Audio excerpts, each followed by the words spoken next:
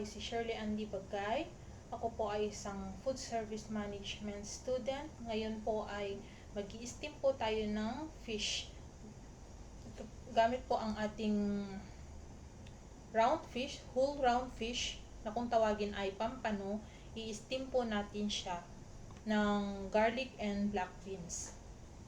Usually po, ito po yung lagi kong niluluto dito na gustong-gusto ng mga anak ko. So, hatiin lamang po natin siya sa gitna.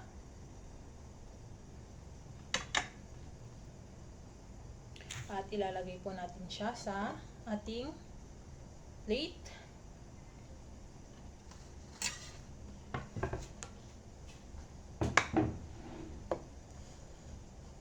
So, atin po natin siyang lagyan ng mga seasonings, kaya po ng salt,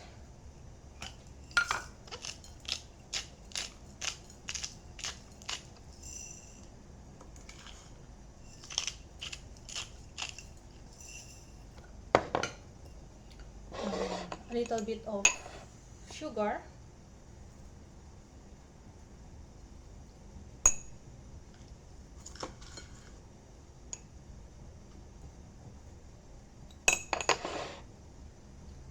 and yung pepper po natin.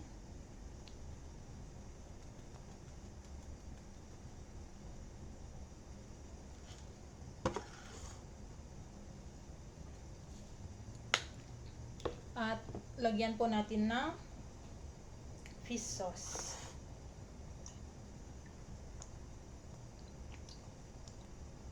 Patis.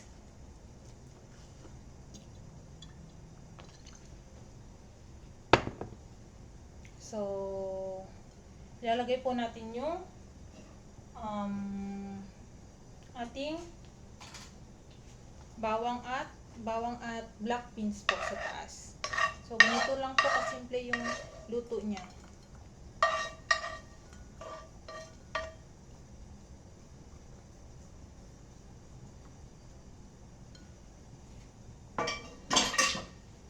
So, ito na po.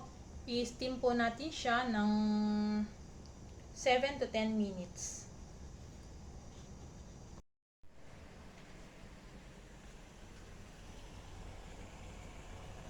Lalagay na po natin siya sa ating steamer.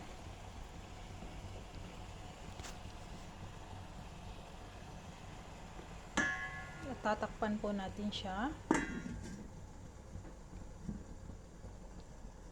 Oorasan po natin siya ng 7 to 10 minutes. So, after 10 minutes, ito na po ang ating steamed fish with garlic and black beans.